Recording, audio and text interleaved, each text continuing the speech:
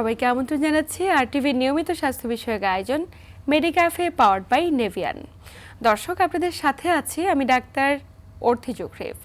আমাদের নিয়মিত আয়োজনের আজকের পর্বে আমরা কথা বলবো উচ্চ কোলেস্টেরলের মাত্রা এবং তা হৃদরোগের জন্য কতটুকু ক্ষতির কারণ।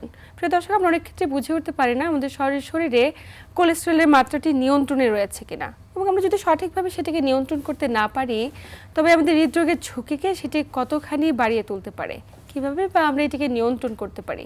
আজ আমরা কথা বলবো এই প্রত্যেকটি বিষয় নিয়ে, এবং আলোচনা করবার জন্য স্টুডিওতে আমাদের সাথে উপস্থিত রয়েছেন অধ্যাপক ডাক্তার আব্দুল আল শাফি মজুমদার, যিনি অধ্যাপক এবং প্রাক্তন পরিচালক, জাতীয় হৃদরোগ ইনস্টিটিউট হাসপাতাল, ঢাকা।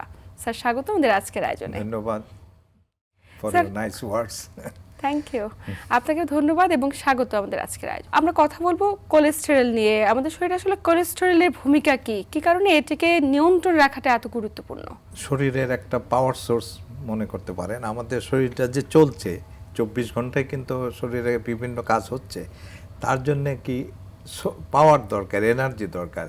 এগুলির সোর্স হলো, একটা হলো ফ্যাট তথা কোলেস্টেরল, একটা হলো কার্বোহাইড্রেট, একটা হলো প্রোটিন, এর সাথে আনুষঙ্গিক অন্য ইলেকট্রোলাইটস, পানি ইত্যাদি। তাহলে কোলেস্টেরলটা হইলো আমাদের ফ্যাটেরই একটা অংশ, যেটা নাকি খুব ভালো পাওয়ার সোর্স। ভালো বলতে এফিশিয়েন্ট পাওয়ার সোর্স। ওর অল্প পরিমাণে আমরা বেশি এনার্জি পাই, শরীরটা বেশি এনার্জি পায়। এটা হলো কোলেস্টেরল। এবং এর দ্বারা শরীরের ইন্টিগ্রিটি বলি আমরা, কোষ তো বিভিন্ন শরীরের বিভিন্ন টিস্যুর ভিতরে কোষ, এই কোষের যে ইন্টিগ্রিটি বা ওয়ালটাকে ঠিক রাখার যে জিনিস, এটা কিন্তু কোলেস্টেরলের একটা রোল আছে। কাজে এটা খুব ইম্পর্টেন্ট একটা জিনিস, শরীরের স্থিতি রাখার জন্য রোল প্লে করে। বিভিন্ন হরমোন আপনি জানেন যে বিভিন্ন সিস্টেমিক হরমোন হোক, লোকাল হরমোন হোক, এগুলিও কিন্তু একটা বড় পোর্শন কিন্তু কোলেস্টেরল দ্বারা গঠিত। কাজে কোলেস্টেরল পাওয়ার সোর্সও বটে এবং অনেক কিছুর উপাদানও বটে, যেটা শরীরকে ঠিক রাখে। স্যার, আমরা যখন কোলেস্টেরলকে নিয়ন্ত্রণ করতে পারি না, উচ্চ মাত্রায় চলে যায়, তখন এটাকে বলে হাইপার কোলেস্টেরলেমিয়া। একটু জানতে চাই যে এটা বলতে আমরা কি বুঝি? হাইপার কোলেস্টেরলেমিয়া বলেন, কিন্তু আরও ভালোভাবে বললে হয়তো ডিসলাইপিডিমিয়া। ডিস মানে হলো অ্যাবনর্মাল, আর হাইপার মানে হলো বেশি। অনেক সময় কম থাকাটাও খারাপ, একদম কোনো অংশ। এটা কোলেস্টেরলের যদি আমরা একদম সাধারণভাবে বোঝার চেষ্টা করি, 4টা ভাগ আছে মোটামুটিভাবে প্র্যাকটিক্যালি। একটা হলো টোটাল কোলেস্টেরল, আর এর মধ্যে আবার 2টো ভাগ আছে, high density cholesterol, low density cholesterol. এর আবার আরেকটা অংশ আছে, এটাকে আমরা বলি ট্রাইগ্লিসারাইড। তাইলে এই যে 4টা কম্পোনেন্টের ভ্যালু ভিন্ন ভিন্ন, এবং আমরা যদি মাপি এর বিভিন্ন যে মানগুলি আছে, এই মানগুলি আমাদেরকে বিভিন্ন রোগের জন্য কোনটা কতটুকু ক্ষতিকারক এটা আমাদেরকে জানান দেয়। কাজেই আপনি সেজন্য বললাম যে টোটাল কোলেস্টেরল মনে করেন আমাদের শরীরে রক্তের একটা ইউনিটে আমাদের টোটাল কোলেস্টেরল এত, সেটা কিন্তু আমাদের শরীরের রোগের একটা রিস্ক ফ্যাক্টর হিসেবে কাজ করে। আমরা কখনো টোটাল কোলেস্টেরলকে কমানোর জন্য চেষ্টা করি না, আমরা চেষ্টা করি এলডিএল কোলেস্টেরল বলে একটা আছে, এটা আজকাল অনেক পেশেন্টও দেখি জানে, লো ডেন্সিটি কোলেস্টেরল। তো সেটাকে কমানোর জন্য আমরা চেষ্টা করি যে ওটা যত রকমের ক্ষতিকারক কাজগুলি ওর দ্বারা হয়। আবার ধরেন হাই ডেন্সিটি কোলেস্টেরল আছে, এটা যদি কম থাকে, বেশি মাত্রার থেকে কম, তাইলেও এটা আবার বিভিন্ন রোগের মার্কার হিসেবে কাজ করে, যে এটা কমে গেলে এটা ঝুঁকি বাড়ায়, হৃদরোগের ঝুঁকি বাড়ায়। আর ট্রাইগ্লিসারাইড যেটা, সেটা হৃদরোগেরও ঝুঁকি বাড়ায়, আবার বেশি হয়ে গেলে কিন্তু আমাদের যে অগ্ন্যাশয় আছে তার আবার একটা প্রদাহ তৈরি করতে পারে। এরকম আমরা ধরতে পারি যে কোলেস্টেরলের এইরকম প্রকার ভেদে এরকম রোগের সাথে সংশ্লিষ্ট। স্যার, এই যে একটির সঙ্গে আরেকটি রোগের সংশ্লিষ্টতা, কিন্তু আমরা তো অনেক ক্ষেত্রে দেখা যায় এটাকে নিয়ন্ত্রণে রাখতে পারছি না। আমাদের দেশের প্রেক্ষাপটে এই মুহূর্তে আসলে আমরা কোন অবস্থায় রয়েছে কোলেস্টেরল নিয়ে? এক সময় মনে করা হতো যে এই যে উচ্চ কোলেস্টেরল, বিশেষ করে এলডিএল কোলেস্টেরল, যেটা আমাদের হার্টের রক্তনালীগুলিকে ক্ষতি করে। আপনাকে আমি এইখানে একটু বলে রাখি, এই শুধু হার্টের ক্ষতি করে না, এ কিন্তু ব্রেনের রক্তনালীরও ক্ষতি করে, কিডনির রক্তনালীর ক্ষতি করে, এবং আমাদের পায়ের যে রক্তনালী আছে সেটারও ক্ষতি করে। কাজে আজকাল যদি ভয়ঙ্কর তথ্য, মানে প্রত্যেকটির সঙ্গে রিলেটেড, কারণ ওই যেই রক্তনালী দ্বারা হার্টকে আক্রান্ত করে, ওই রক্তনালী যেখানে যেখানে আছে ওই ধরনের রক্তনালী, ব্রেনের রক্তনালী আর হার্টের রক্তনালী কিন্তু খুব সিমিলার একদম। আবার এই পায়ের যে রক্তনালী সেটাও কিন্তু ওর কাছাকাছি। কাজে আপনি যখন, যদিও আমরা মূলত হৃদরোগের সাথে সংশ্লিষ্টতা নিয়ে কথা বলছি, আজকাল কিন্তু আমরা যারা ডাক্তার বা যারা গবেষণা করি, এরা কিন্তু হার্টের রক্তনালী আর ব্রেনের রক্তনালীকে একইভাবে চিন্তা করি, যে হার্টের রক্তনালী ভালো করার যে চিকিৎসা, ওইটা ব্রেনের রক্তনালী ভালো রাখারও চিকিৎসা একই, কিন্তু কাজে একইভাবে আমরা উচ্চারণ করে থাকি। যেটা আপনি বলছিলেন যে এটা কিভাবে এটাকে ঠিক রাখা যায়, যদি আমরা শব্দটা এইভাবে বলি যে এটার মাত্রাটা স্বাস্থ্যের জন্য ক্ষতিকারক নয়, এটা কিভাবে রাখতে পারি, সেটা প্রথমেই আমি বলবো যে আগে এটাকে কতটুকু আছে এটা দেখতে হবে সবাইকে। একসময় আমরা মনে করতাম যে বাংলাদেশের মানুষ অত খাওয়া দাওয়া করতে পারে না, স্টারভেশন করে, এদের বোধহয় কোলেস্টেরলের মাত্রা বেশি থাকবে না। এটা ধরেন আমরা যখন স্টুডেন্ট ছিলাম, আজ থেকে বহু বছর আগে, 40 বছর আগে, তখন 45 বছর আগে, তখন এই ধারণা ছিল যে আমাদের দেশে কি কোলেস্টেরল মাপতে হবে রোগীদের। কিন্তু আমার অভিজ্ঞতা বা আমাদের বলি, আমাদের অভিজ্ঞতায় কিন্তু কোলেস্টেরলের মাত্রা এরকম, মানে যে একটা পার্টিকুলার গ্রুপের তা না, কিন্তু এটা uniformly distributed throughout our population. মানে আক্রান্তের ঝুঁকিতে প্রত্যেকটি ব্যক্তি রয়েছে, প্রত্যেকের ব্যক্তি আছে। আরো বিস্তারিত জানবো স্যার, তারা কতটুকু ঝুঁকিতে অন্যান্য অ্যাসোসিয়েটেড ডিজিজ হতে পারে কিনা এই জায়গাটি থেকে। তবে সময় হচ্ছে একটি ছোট্ট বিরতি নেবার। প্রিয় দর্শক, আপনারা দেখছেন RTV নিয়মিত স্বাস্থ্য বিষয়ক আয়োজন মেডিক্যাফে পাওয়ার্ড বাই নেভিয়ান। আয়োজনের এই পর্যায়ে নিচ্ছি ছোট্ট একটি বিরতি, সাথেই থাকুন।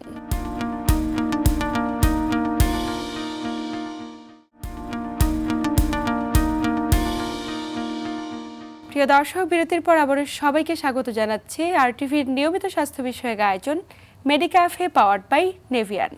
আপনাদের সাথে আছি আমি ডাক্তার অর্থি জোখরেফ এবং আমার সাথে আছেন অধ্যাপক ডাক্তার আব্দুল্লাহ শাফি মজুমদার। স্যার, বিরতির পর আবার স্বাগত আমাদের আজকের আয়োজনে। এখন তো তরুণ সমাজের মাঝেও দেখা যায় উচ্চমাত্রায় কোলেস্টেরলের আক্রান্তের ঝুঁকি বাড়ছে এবং তাদের দেখা যায় অ্যাসোসিয়েটেড অন্যান্য ডিজিজও ডেভেলপের একটা শঙ্কা রয়ে যায়, কারণ বেশিরভাগ তরুণীরা স্থূলকায়, অনেক বেশি কায়িক পরিশ্রম করছে না এবং সেডেন্টারি লাইফস্টাইলে অভ্যস্ত। এটি কোলেস্টেরলের ঝুঁকিকে এবং তার সাথে হৃদরোগের ঝুঁকিকে কতখানি বাড়িয়ে তুলতে অন্যতম কারণ। না, সেটা বলছিলাম যে প্রত্যেকটা, এগুলি তো ঝুঁকি, আপনি যেটা বললেন না, স্থূলতা, ধূমপায়ী, উচ্চ রক্তচাপ, কায়িক পরিশ্রম না করা, হ্যাঁ, সেডেন্টারি লাইফস্টাইল, সেডেন্টারি লাইফ, এগুলি তো ইন্ডিভিজুয়াল ঝুঁকি। আর এগুলি যখন কম্বাইন্ড হয়, একজন হাইপারটেনসিভ রোগী যদি ধূমপান করে, তার ঝুঁকি কিন্তু দ্বিগুণ না, কয়েক গুণ বেড়ে যায়। আচ্ছা আচ্ছা, মানে দুইটা ঝুঁকিতে দ্বিগুণ হওয়ার কথা তা না, তিনটা ঝুঁকিতে 3 গুণ হওয়ার কথা তা না, এগুলি অনেক গুণ বেড়ে যায়। আর এর সাথে যদি আপনি দেখা যায় কোলেস্টেরলের মাত্রাও বেশি কি বেশি, আবারও আমি রিপিট করি, বেশি হইল ওই জনের সার্বিক অবস্থার উপরে। সে আর কোনো রোগ নাই মনে করে, কোনো রোগ নাই তার, একদম মানে আর কোনো রোগ হয়ও নাই, হৃদরোগ, তার জন্য আমরা কোলেস্টেরলের মাত্রা একটা ধরি যে এর নিচে থাকতে হবে। আর যার একবার মনে করেন হৃদরোগ হয়ে গেছে, তার মাত্রা কিন্তু ধরি আমরা একরকম। বুঝতে পারছেন? এর মধ্যে ওই যে আপনি প্রশ্নটা করেন নাই, যদি করেন আর কি, যে নরমাল কি, এটা যদি আমাকে প্রশ্ন করেন, কোলেস্টেরলের মাত্রা কত এবং কোন পর্যায়ে গেলে আমরা সেটাকে উচ্চ মাত্রায় কোলেস্টেরল চিন্তা করব, আমি দিয়ে দিচ্ছি এখন, নিঃসন্দেহে যে মাত্রা ব্যক্তি ভেদে ভিন্ন ভিন্ন। আচ্ছা আচ্ছা, নরমাল বলে কোনো শব্দ নাই। মানে একজন যদি নরমাল বলে শব্দ আছে যে তার কোনো রোগ নাই, তার কোনো রিস্ক ফ্যাক্টর নাই, তার কত, এটা হয়তো জিজ্ঞেস করতে পারেন। এটার একটা মাত্রা আছে, ধরেন 116 মিলিগ্রাম পার ডেসিলিটার, এর নিচে যদি থাকে তাইলে আমরা খুশি। আবার যার নাকি একবার হৃদরোগ হয়ে গেছে, আবার দ্বিতীয় একটা অ্যাটাক হইল, তখন কিন্তু তার মাত্রা আমরা নির্ধারণ করি 40 মিলিগ্রামের নিচে। তাহলে কই 40 আর কই 116, কাজে আপনি নর্মাল কোনটাকে ধরবেন, তার ইটা জানতে হবে, তার অবস্থানটা জানতে হবে। অনেকে ফোন করে আমাকে জিজ্ঞেস করে, না আমি তো আজকে রিপোর্ট করলাম আমার 100 আসছে, কমই তো আসছে না, তখন কিন্তু আমি এটা উত্তর দিতে পারি না, কারণ তাকে অনেকগুলি প্রশ্ন করতে হবে। একদমই একদমই বুঝছেন যে ডায়াবেটিস আছে, এটা ম্যান টু ম্যান ভ্যারি করে, অ্যাসোসিয়েটেড কি অবস্থার ডিজিজ উপরে, আছে, হ্যাঁ। কোন অবস্থায় তিনি রয়েছে, তার কতদিন ধরে কোলেস্টেরলটা উচ্চ মাত্রায়, সবকিছুর পরে তার এটা বিবেচনা করে সিদ্ধান্ত আপনারাই নিয়ে থাকেন, এবং সিদ্ধান্ত কখনোই তার একার নয়, এবং তিনি এই প্রোফাইল রিপোর্টটা দেখে কখনো বুঝে উঠতে পারবেন না যে নিজে কি আসলে করণীয়। বোঝা তার পক্ষে বেশিরভাগ ক্ষেত্রে সম্ভব হয় না। স্যার, অনেকেই প্রশ্ন থাকে যে, বা প্রশ্ন করে থাকে যে আসলে কোন বয়স থেকে আমরা লিপিড প্রোফাইল পরীক্ষাটা শুরু করতে পারি, এবং আপনি তো বললেন যে বছরে অন্তত একবার বা দুবার এই পরীক্ষাটা Adult-এর করতে হবে। ক্ষেত্রে। একটু জানতে চাই যে আর্লি এজে যদি একজন পরীক্ষা করতে চায়, এটা কি কোনো নির্দিষ্ট বয়স সীমা রয়েছে না, কিনা? কোনো বয়স সীমা নাই, কারণ আমরা দেখেছি 10 বছরের যে রক্তনালী দেখা গেছে যে ওখানে কিন্তু কোলেস্ট্রল জমা হয়। কাজে এখন আমরা যে বলবো যে অপেক্ষা করব যে সে 40 বছর হোক তারপরে কোলেস্ট্রল মেপে ওষুধ দিব, এটা না। একটা তো হলো বাচ্চাদের করতে হবে ওই যে ফ্যামিলিয়াল উচ্চ কোলেস্ট্রলের জন্য, আর বাকিদের করতে হবে সে কি কোনো ডিজিজ প্রোগ্রেশনে। সেই জন্য আমাদের একটা আরবিটারি আমরা করেছি যে 15 বছরে একটা স্ক্রিনিং করা উচিত। আচ্ছা, এই স্ক্রিনিং যদি যারা নর্মাল থাকবে তাদেরকে হয়তো আমরা 2 বছর বা 5 বছরও কেউ কেউ বলে, ওইটা নির্ভর করে আপনার ওই দেশের বা আমাদের দেশের কোন এলাকায় রুগী, সে যদি খুব ভোলাতে থাকে মনে করে, বা আরো কি বলে চর ফ্যাশনে থাকে, তার জন্য তো বছর বছর করাও মুশকিল। কাজে আমাকে নির্দিষ্ট করতে হবে কার কতক্ষণ করতে হবে। যার একদম নর্মাল ভ্যালু, অন্য রিস্ক ফ্যাক্টর নেই, তাকে আমরা হয়তো 1 বছর একবার বয়স্ক লোকদের, অথবা 2 বছর একবার করতে পারি। কিন্তু একবার যখন ওই অ্যাসোসিয়েটেড রিস্ক ফ্যাক্টর হলো অথবা উচ্চ কোলেস্ট্রল যার একবার ধরা পড়লো, তাকে পিরিয়ডিক আমরা 4 to 6 মান্থলি বলি, কিন্তু 4 to 6 মান্থলি করা উচিত যার অন্য রিস্ক ফ্যাক্টর আছে অথবা তার কোলেস্ট্রল দেখা গেছে যে বেশি। সেক্ষেত্রে আমরা তো অনেক ক্ষেত্রে বুঝে উঠতে পারি না স্যার, অনেকে দেখা যায় হৃদরোগের ঝুঁকিকে বাড়িয়ে তুলছে মনের অজান্তে শুধুমাত্র কোলেস্টেরল বেশি থাকার কারণে। কিন্তু হৃৎপিণ্ডে তো অনেক ধরনের জটিলতা হয়, কিন্তু উচ্চমাত্রার কোলেস্টেরল কোন ধরনের জটিলতাটিকে বাড়িয়ে তুলতে পারে? না, এটা হ্যাঁ আপনি ঠিক বলছেন, এটা সব ধরনের হৃদরোগে বাড়ায় না। এটা হার্টের রক্তনালীর যে জনিত যে হৃদরোগ, ইসকেমিক হার্ট ডিজিজ বলি আমরা, যেই হৃদরোগে বুকে ব্যথা হয়, চলতে ফিরতে বুকে ব্যথা হয়, সিঁড়িতে উঠতে ব্যথা হয়, সেই ধরনের হৃদরোগ হলো হার্টের রক্তনালীগুলি শুরু হয়ে যায়। সেই হৃদরোগ শুরু হয়ে যাওয়ার হলো রিস্ক ফ্যাক্টর হলো উচ্চ কোলেস্ট্রল। যার ভালভের রোগ আছে, যার অন্য ধরনের আরও কিছু পেসমেকার রিলেটেড অন্য, হ্যাঁ, কমে গেছে, হার্টের গতি কমে গেছে, এই ধরনের সাথে কিন্তু কোলেস্ট্রল সম্পর্ক নাই। এটাও বোঝা উচিত। এটা আপনি প্রশ্ন করেছেন, ভালো হয়েছে যে আমি দেখেছি আনফরচুনেটলি অনেক সময় দেখা যায় ভালভের রোগীকেও আমরা কোলেস্ট্রল কমানোর ওষুধ দিয়ে রাখতেছি রুটিনলি। তা না, ভালভের রোগী বা আপনি যেটা বললেন যে পেসমেকার লাগবে একটা রোগীর, অথবা একটা রোগীর আপনি ফুটা হয়েছে জন্মগত, তাকে কোলেস্ট্রল কিন্তু আমরা দিব না। মানে সব হৃদরোগীর না, যাদের রক্তনালী জনিত যে হৃদরোগ, ওটার জন্য আমাদের কোলেস্ট্রলটা আমাদের মাথা ব্যথা। আমার মনে হয় এই মুহূর্তের আলোচনার মধ্যে সবচাইতে গুরুত্বপূর্ণ তথ্য এটাই যে সবার ক্ষেত্রে তো আসলে প্রয়োজন নেই কোলেস্টেরল দেওয়ার, কিন্তু আমরা অনেক ক্ষেত্রে দেখি যে যারা হৃদরোগে আক্রান্ত রোগী তারা দীর্ঘদিন ধরে কোলেস্টেরলের ওষুধ খেয়ে যাচ্ছে। আসলে স্যার, কোন ধরনের রোগীর ক্ষেত্রে কোলেস্টেরলের ওষুধটা নিয়মিত খাওয়াটা খুব বেশি জরুরি? যারা হৃদরোগে আক্রান্ত, এটা একটু জানতে চাই, এবং তাদের ক্ষেত্রে যদি সঠিকভাবে কোলেস্টেরলের মাত্রা নিয়ন্ত্রণ না করে তবে পরবর্তীতে ঝুঁকি কতখানি বেড়ে যেতে পারে? একটা তো বললাম আমরা যে হৃদরোগের রক্তনালী জনিত যে হৃদরোগ, যেমন স্ট্যান্টিং করা হয়েছে, ওপেন হার্ট সার্জারি করা হয়েছে, হ্যাঁ, বা হার্ট অ্যাটাক হয়েছে, বা বুকে ব্যথা হয়, এই ধরনের হৃদরোগীদের জন্য কোলেস্টেরলটা একটাই আমাদের জন্য খুব জরুরি একটা প্যারামিটার, যে যাকে আমরা অ্যাড্রেস করব। আর এটা যদি আমরা ঠিকভাবে অ্যাড্রেস না করি তাহলে কি হবে, ওই কোলেস্টেরল দিয়ে রক্তনালীগুলি আরও শুরু হয়ে যাবে। শুধু হার্টের না, যেটা আগে উচ্চারণ করেছি, এটা ব্রেনের রক্তনালী শুরু হয়ে যায়।